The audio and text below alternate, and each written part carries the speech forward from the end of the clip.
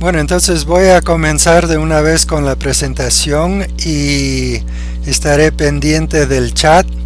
Si quieren hacer cualquier comentario o cualquier pregunta o lo que sea, por favor no duden en escribirlo en el chat y voy a tratar de atenderles apenas lo vea. Entonces, antes de comenzar, tenemos algunos anuncios. Les he enviado los materiales completos para que los tengan en sus archivos. Eso no significa que tienen que leerlos todos de una vez, sino que están ahí para su consulta y también para su uso en sus prácticas. Por favor, impriman su rotafolio y anillarlo con anillos grandes sueltos para que sea fácil ir pasando las hojas y mostrando. He agregado un nuevo foro a pedido de Juanita que se llama Discutamos los temas.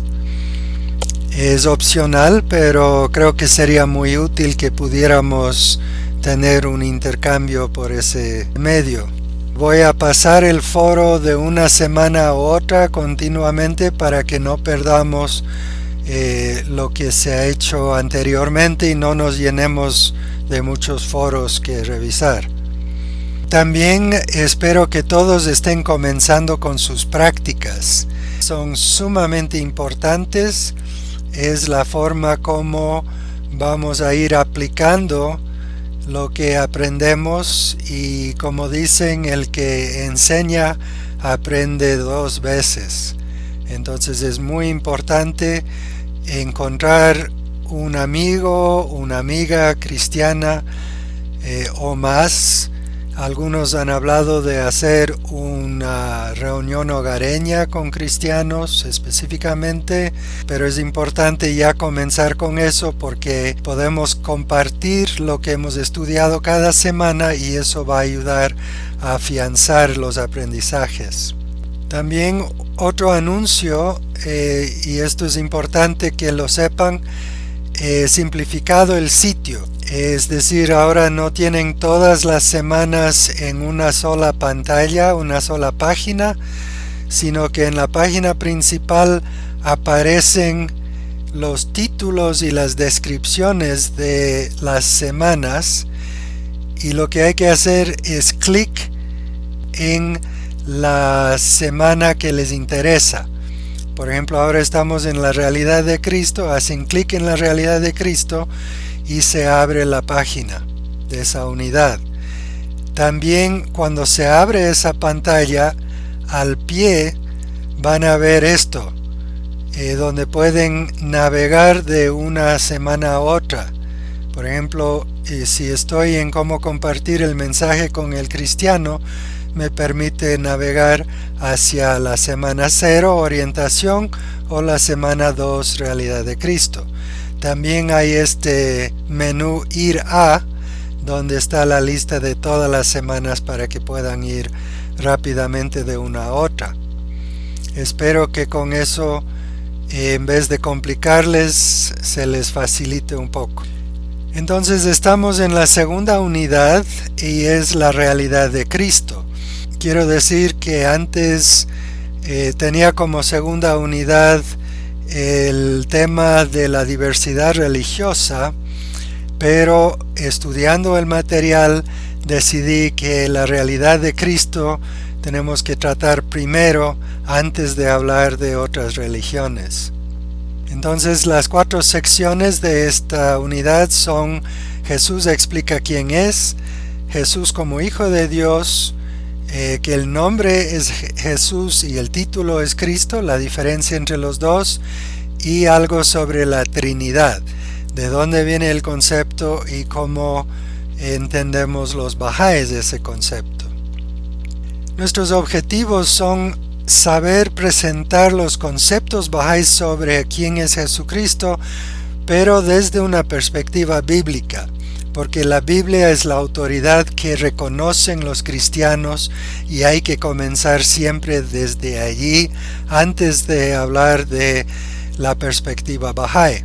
también poder reafirmar para el cristiano y aclarar el significado del título de Jesús como Hijo de Dios. Diferenciar entre Jesús, el hombre, y Cristo, el Espíritu Universal, y explicar el origen histórico de la Trinidad y el entendimiento Bahá'í al respecto. Entonces, en cuanto a la sección 1, Jesús explica quién es. Les hice una pregunta de reflexión. ¿Qué citas de la Biblia conocen donde Jesús habla acerca de quién es? Y me contestaron varias citas, como pueden ver aquí, que son parte también de la lectura. Es interesante que la mayoría son de las yo soy de Juan. Juan es el que habla de momentos en que Cristo dice yo soy, y solo Juan lo hace. Los otros 3 evangelios y otros evangelios que no estaban incluidos en el Nuevo Testamento no tienen estos dichos. Entonces es interesante que Juan haya aportado esta perspectiva de quién es Cristo. Además, en Revelaciones dice yo soy el alfa y la omega, el principio y el fin, el primero y el último. Entonces lo que vamos a preguntarnos es, cuando Jesús dice yo soy, ¿quién está diciendo yo soy? ¿Es Jesús el hombre el que dice yo soy el alfa y el omega? ¿O es Cristo, el Espíritu, el que dice esto? Y es importantísimo hacer esta diferenciación para hablar con los cristianos y ayudarles a ellos a hacer la diferenciación. Entonces, hay varios errores comunes que hemos cometido, yo mismo he cometido en la enseñanza al hablar con los cristianos, y tenemos que aprender a evitarlos porque son obstáculos para los cristianos. Uno es decir Jesús es una manifestación de Dios, o usar la palabra manifestación de Dios en cualquier contexto. Para el cristiano esto no tiene significado. Para el cristiano las flores, los árboles, las piedras, todo es manifestación de Dios. Antes de usar esa palabra hay mucha tela que cortar para llegar a ese momento de que el cristiano pueda aceptar y reconocer esa palabra. Otro error es decir Jesús es un profeta, como Abraham y Moisés. La palabra profeta para los cristianos tiene otro significado que para los bahá'ís. Cuando nosotros decimos profeta, especialmente con la P mayúscula, generalmente significamos manifestación de Dios, y es el rango más elevado que existe. Pero para el cristiano, profeta significa, por ejemplo, David o Isaías, los profetas menores, como dice Shoghi Effendi. Entonces evitemos por favor la palabra profeta en lo posible, aun cuando en las citas bahá'ís se usen manifestación y profeta. Es mejor decir mensajero de Dios, o escogido por Dios, enviado por Dios, algo que sea un término bíblico que el cristiano puede aceptar, o portavoz de Dios. Buena idea, Juanita, que habla con la voz de Dios. Exacto. Otro error es comenzar con la revelación progresiva. Si comenzamos con la revelación progresiva antes de aclarar quién es Cristo, vamos a perder al oyente, porque es poner a Cristo en una cadena de revelaciones donde el revelador de cada edad tiene el mismo rango. Y si ponemos a Cristo junto a Abraham, a Moisés, peor aún a Mahoma, mucho menos a Krishna y Buda, al comienzo puede haber resistencia. Entonces, primero hay que aclarar quién es Cristo, y esto es lo que tratamos en esta semana. También hemos dicho Baha'u'lláh es el retorno de Cristo, y no puedo enfatizar demasiado este punto, no es bueno comenzar con eso. Para el católico no le significa mayor cosa porque los católicos realmente por lo general no tienen mucho conocimiento de las profecías. Para el evangélico, el protestante, sí tienen cierta formación en la profecía y están muy convencidos de su propia interpretación. Generalmente cuando se dice Bahá'u'lláh es el retorno de Cristo, lo que oyen es Bahá'u'lláh es el retorno de Jesús. Y esto no es lo que queremos decir, porque no es el hombre Jesús el que ha regresado, sino el Espíritu Crístico, el Espíritu Santo que se ha manifestado en un nuevo ser humano, con otro nombre, otro cuerpo, otra situación, otras enseñanzas. Entonces no podemos darles esa carne antes de que hayan tomado bastante leche. Entonces la solución para estos errores pueden ser, algunas de las soluciones, siempre utilizar términos bíblicos, no bajáis, especialmente desde un comienzo hasta que podamos ir afianzando uno por uno los términos bajáis. Fundamentar todas nuestras afirmaciones primero en la Biblia. Es decir, la Biblia dice que Jesús es un enviado de Dios, porque aquí está la cita: mis palabras, mis obras no son de mí, sino de mi Padre quien me envió. Por tanto, es enviado por Dios. Enfatizar que la fe bahá'í glorifica a Jesucristo primero. Que no dude el cristiano de que tenemos sumo respeto y admiración por Jesucristo y sus enseñanzas y amor por sus seguidores. Y entonces comenzar estableciendo la diferencia entre Jesús y Cristo basado en la Biblia.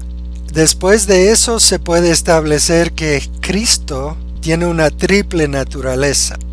Antes de hablar de que todos los profetas tienen una triple naturaleza, primero Jesucristo tiene una triple naturaleza, y no hablar de las otras revelaciones antes de establecer eso. Por eso cambiamos el orden de las semanas ahora. Entonces, Jesús como Hijo de Dios. En los escritos bahá'ís, Shoghi Effendi dice: en cuanto a la posición de la cristiandad, se ha dicho, sin vacilación ni ambigüedad.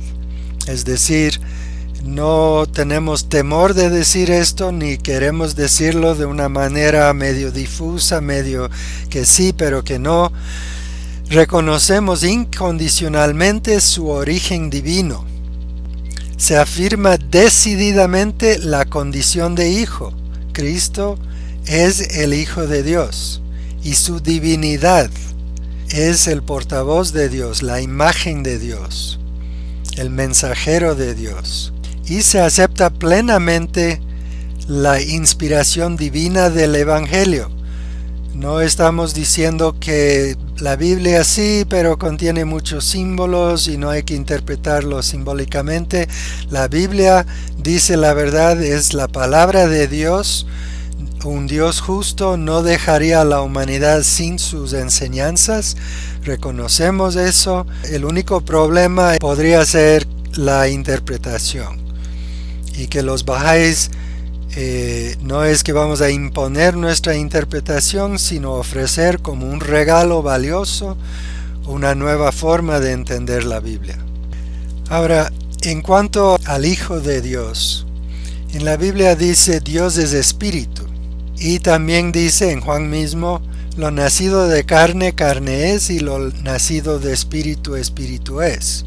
Si Jesucristo es el Hijo de Dios, entonces necesariamente tiene que ser un hijo espiritual, porque si Dios es espíritu, lo que nace del espíritu, y por tanto el Hijo de Dios es espíritu, es un rango espiritual.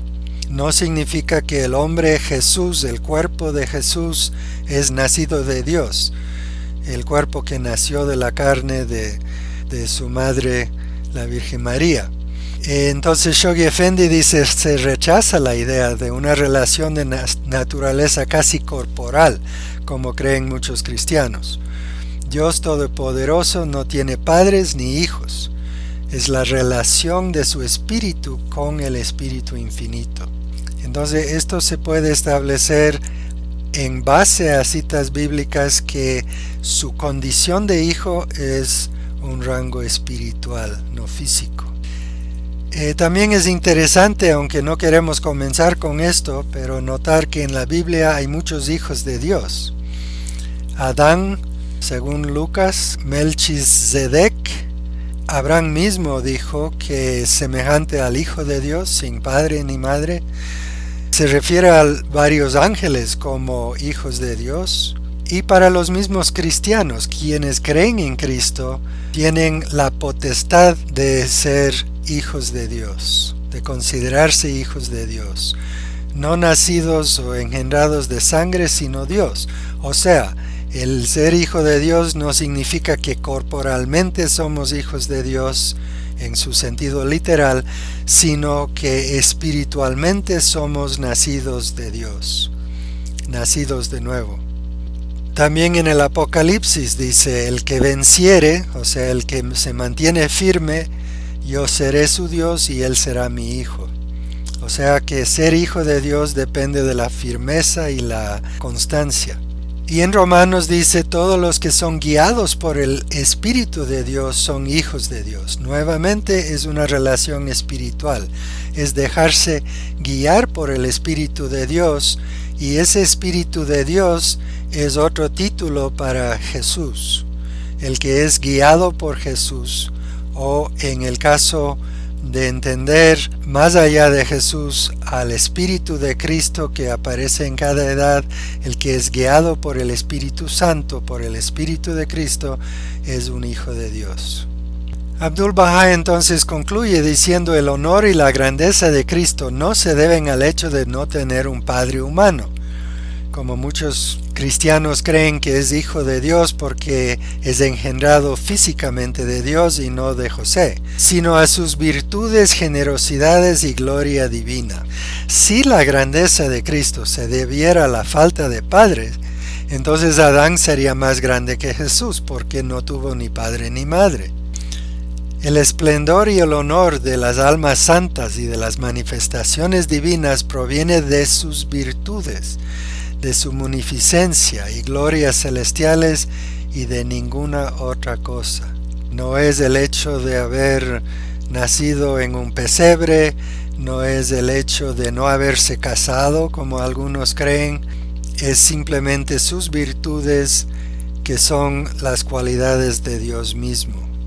Esto es lo que les hace especiales, son el reflejo de Dios en la tierra.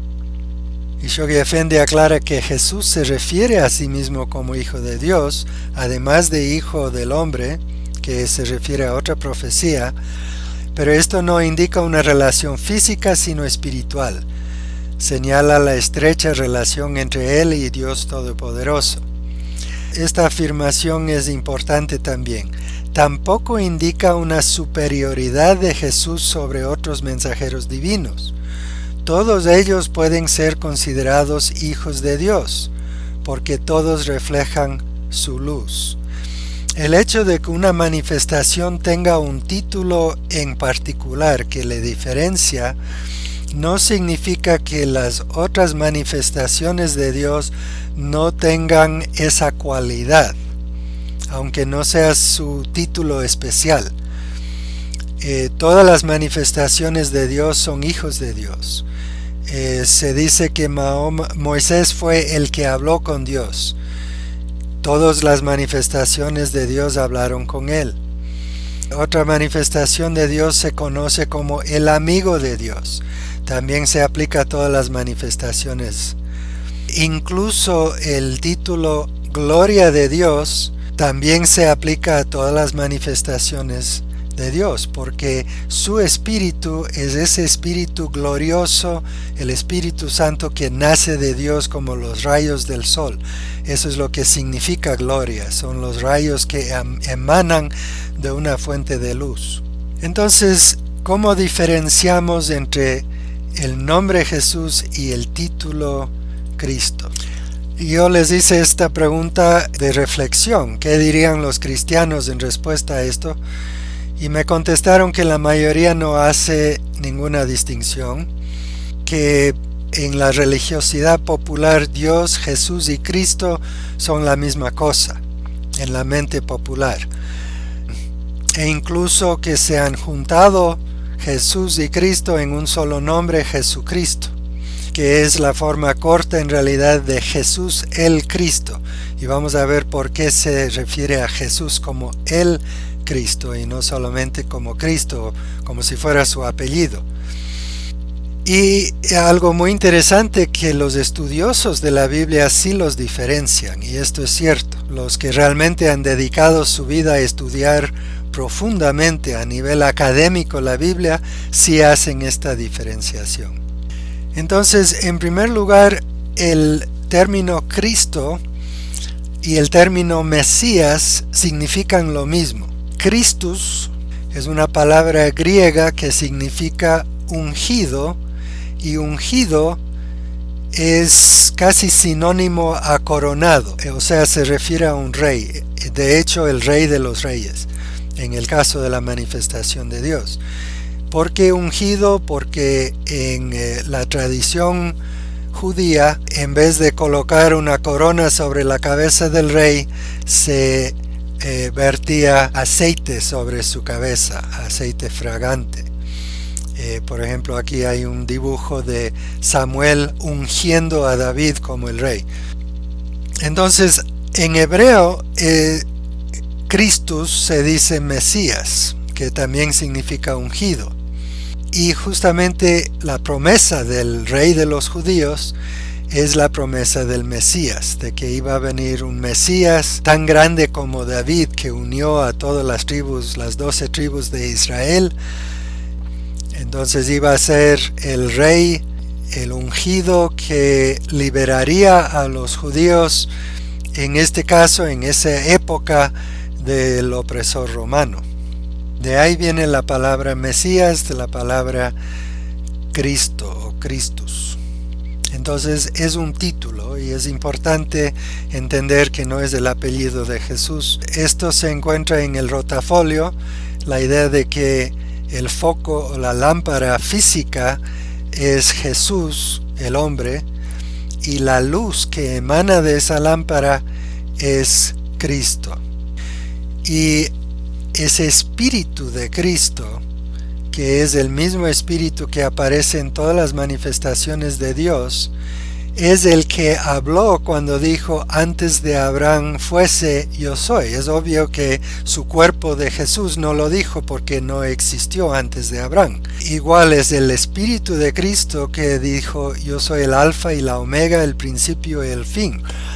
Son esos rayos del sol que están hablando a través de Jesús, diciendo: yo soy el alfa y la omega, el principio y el fin.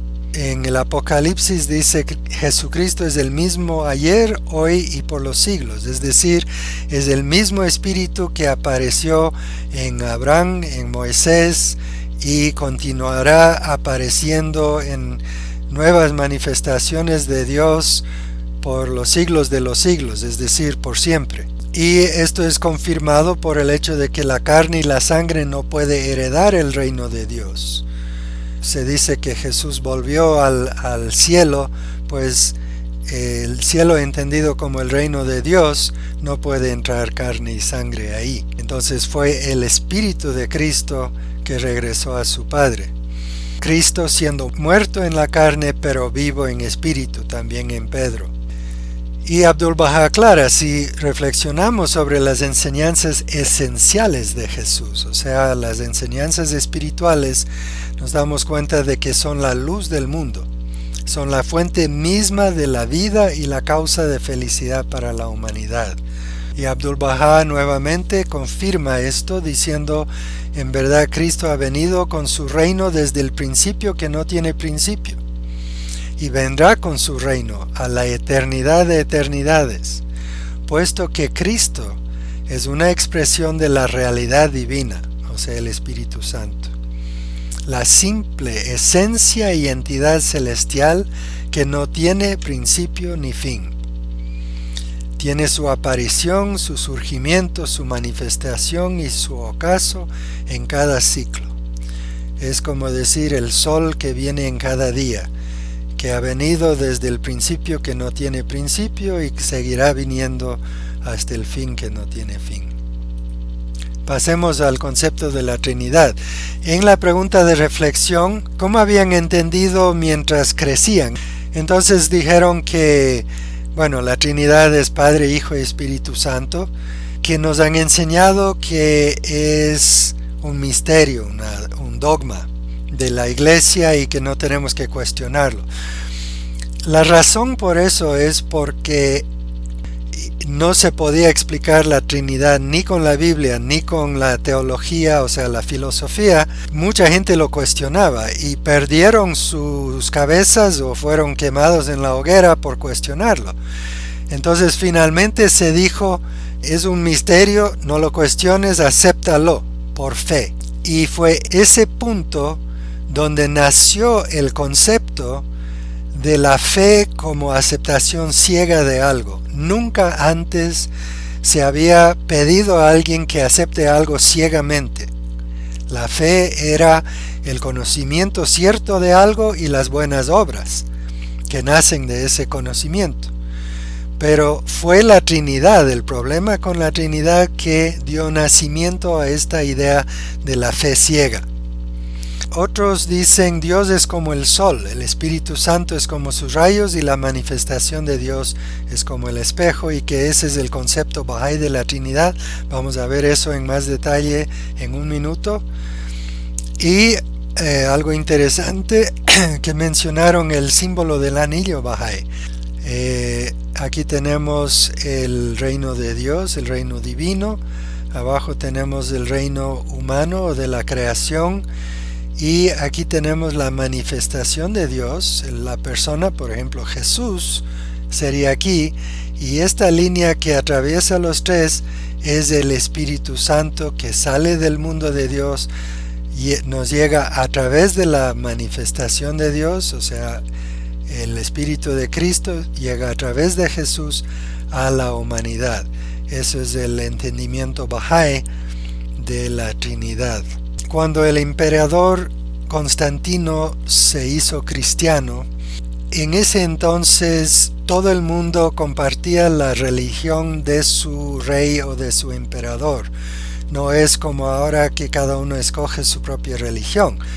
Incluso hace apenas 150 años la gente se esperaba que tuviera la religión de sus gobernantes. Incluso en algunos países sigue siendo el caso.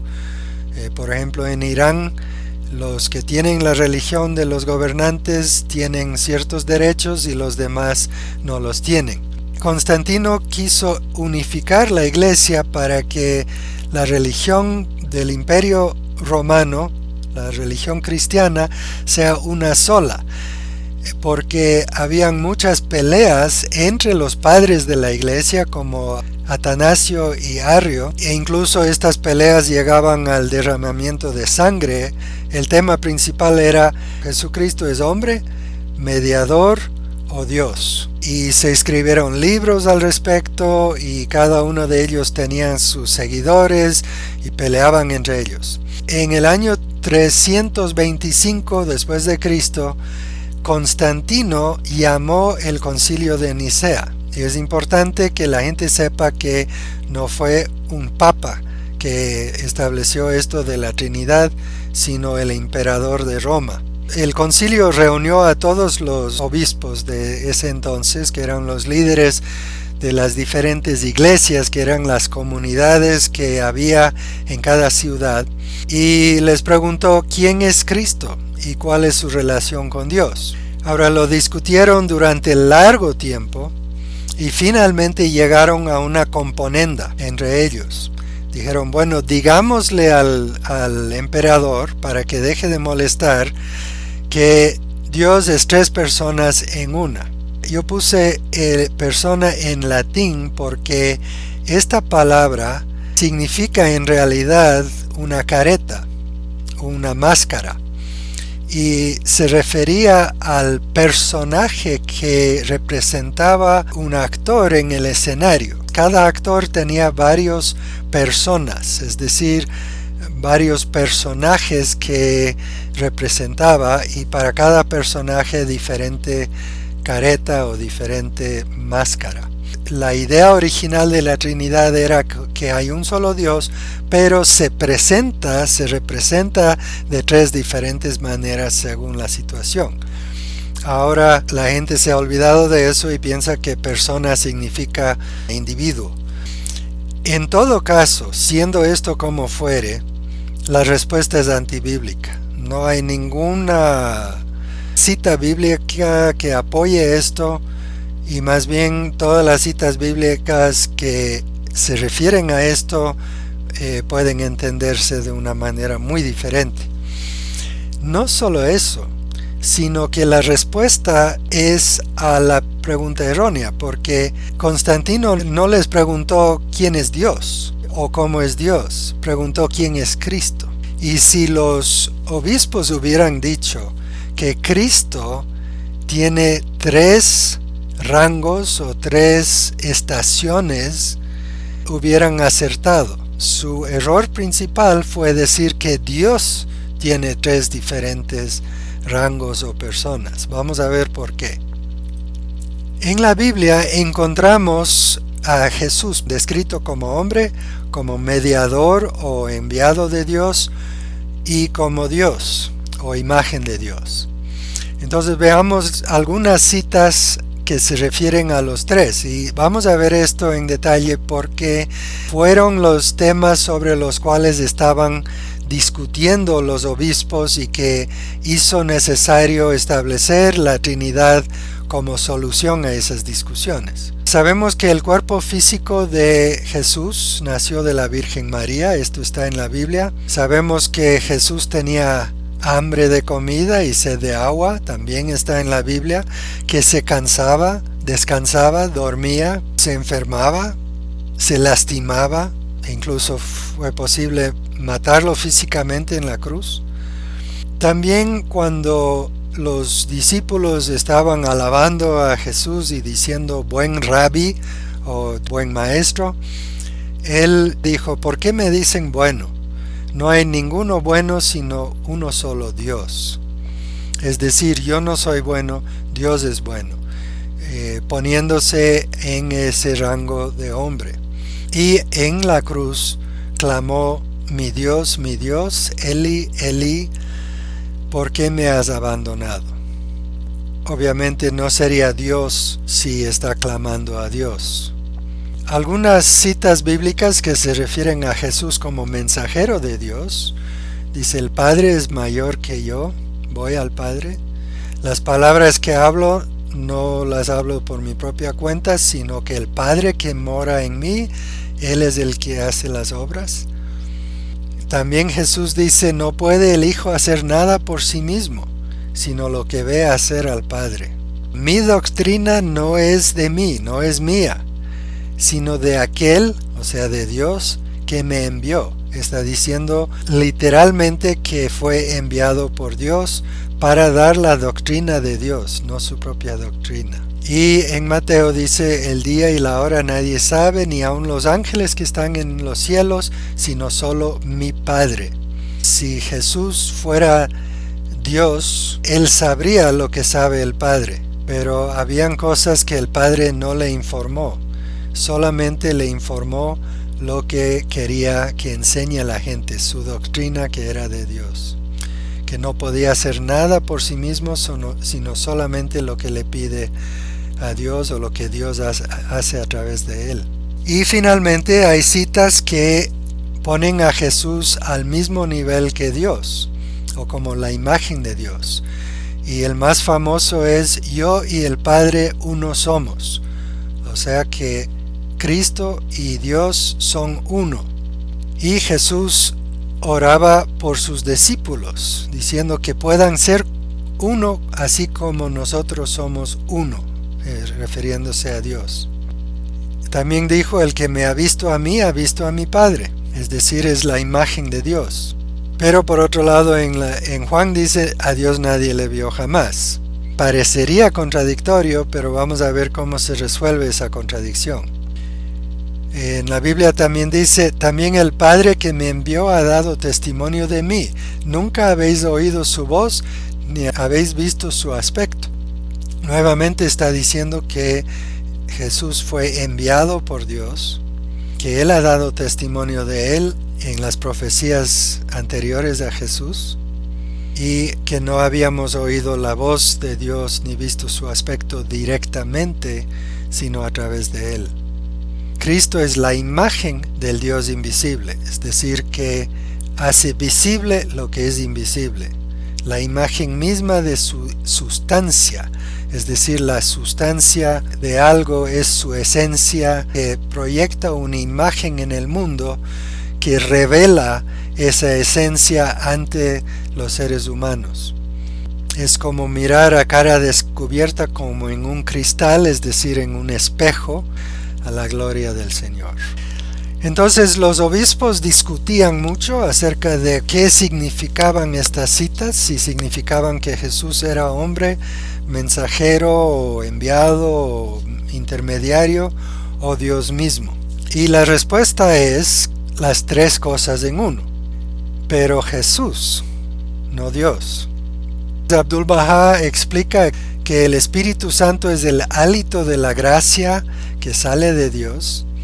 Se hizo evidente en la realidad de Cristo, que fue como un espejo puro. El sol eterno fue reflejado en ese espejo, es decir, Dios fue reflejado en ese espejo. Por eso Cristo dijo, el Padre está en el Hijo.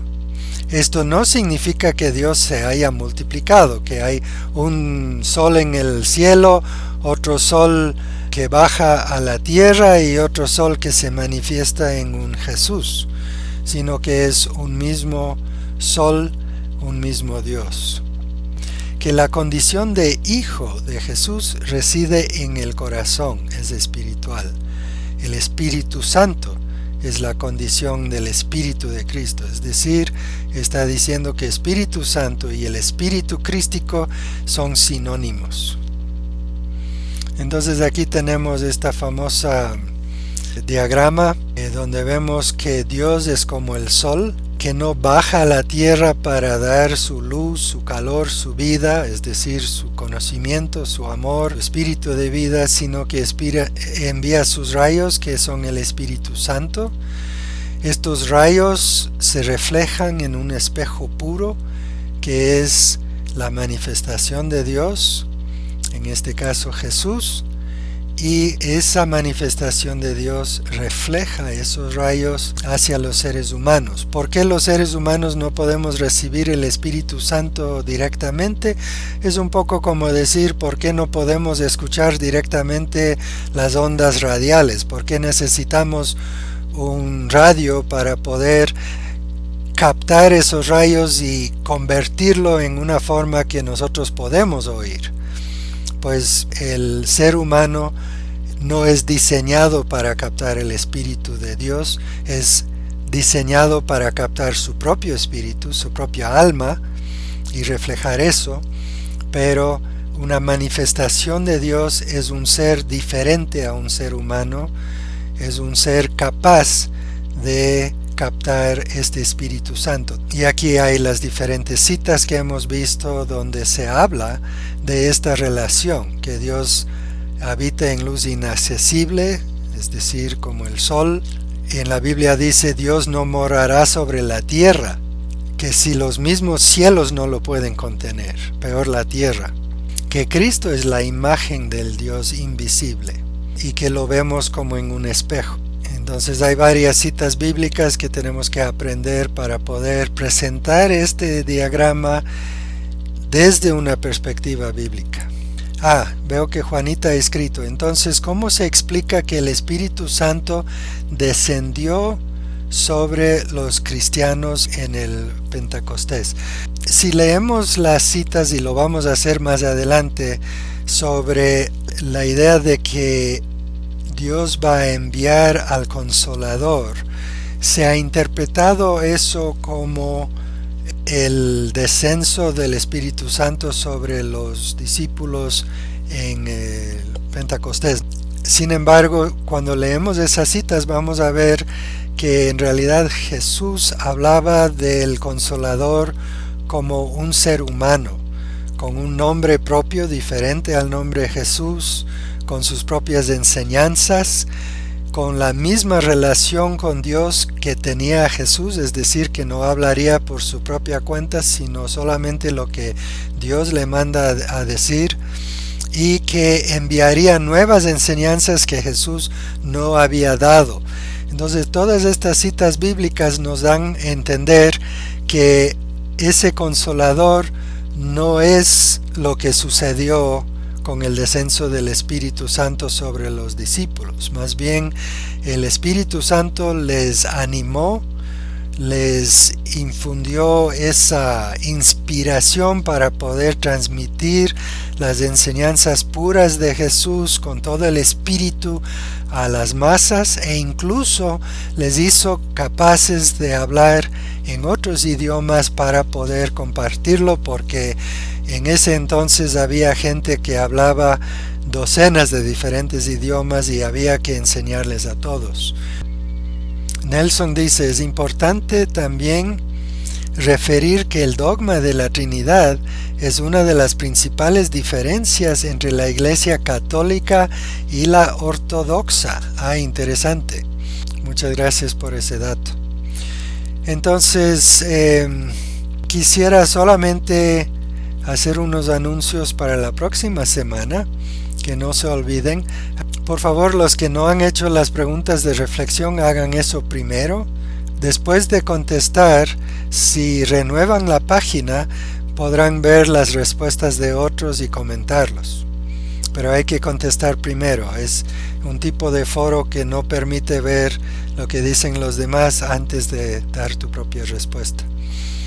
Leer y contestar las 4 secciones. Ahora, todo lo que está en el rotafolio, en la guía de estudio y en los libros, los 3 libros, he consolidado en la guía de estudio porque encontré que habían muchas repeticiones, había que buscar aquí y allá los diferentes aspectos. Entonces, para facilitarles a ustedes y hacer más corto el trabajo, he consolidado todo eso en la guía de estudio. Pero significa entonces que la guía de estudio se hizo más largo. Por favor, impriman y anillen el rotafolio para que puedan utilizarlo en sus prácticas y hagan sus prácticas. No dejen esto para el último, porque es bueno trabajar semana a semana con su amigo cristiano con los temas que vamos estudiando, para que se pueda reforzar el aprendizaje de esa manera y se den cuenta qué es lo que me hace falta aprender, en qué tengo que enfatizar más, qué tengo que leer mejor.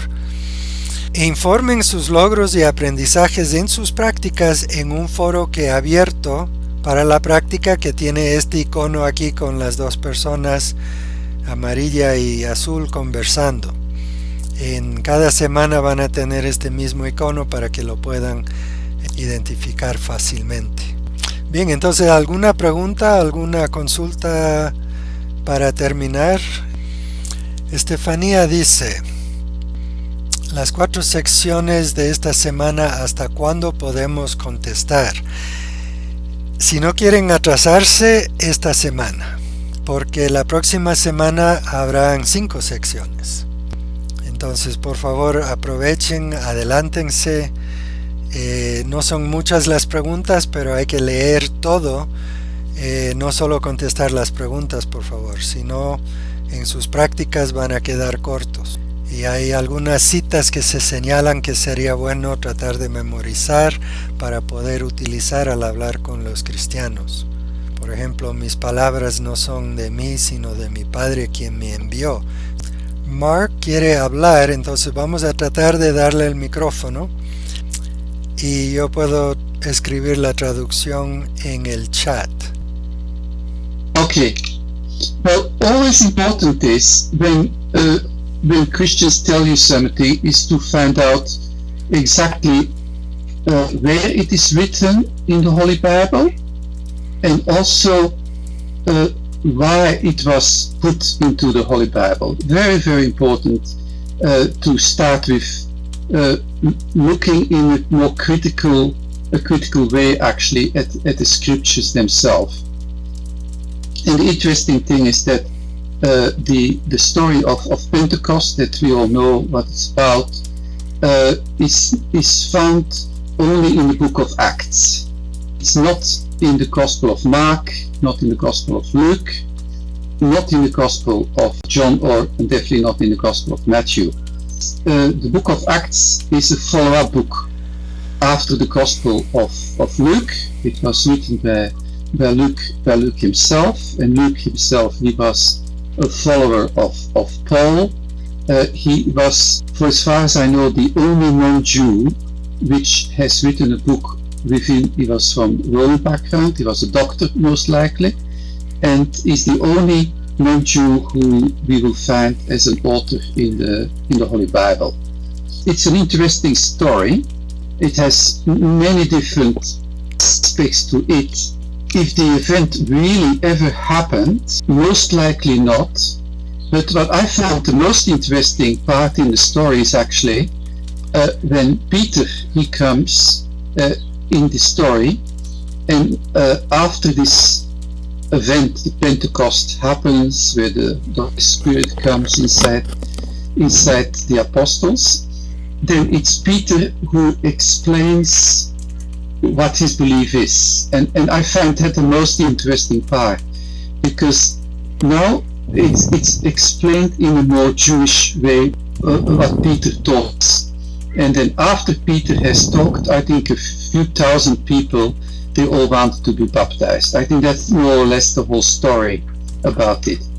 So I just invite you to read those stories about what the first disciples, like Peter, what they are telling us. Peter tells us in that story that he accuses the Jews. He says that Jesus that you have now sacrificed is now sitting on the right hand of God. That is the significance of the resurrection. He is sitting on the right hand of God. It's a beautiful story, and it's really worth reading it again. It's always good to look at the historical background. When something was written, why it was written, what is the meaning, what is the spiritual meaning of the story itself. Because that's the way how the Jewish people thought. They tell stories which have a deep spiritual meaning. Unfortunately, we tend to look much more at the story itself and not at the spiritual meaning of it. I think it's an excellent question with many different facets, which is definitely worth to discuss.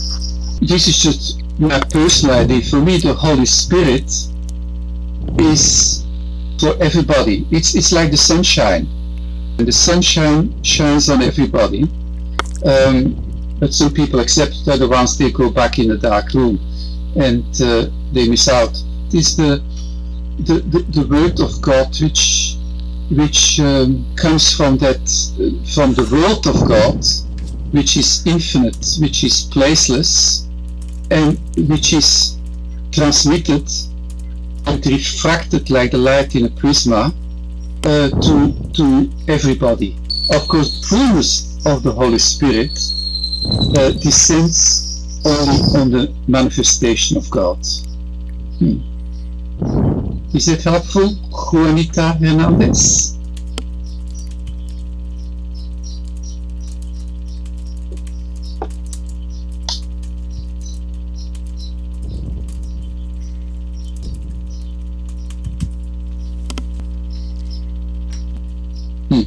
Yes, yeah, correct.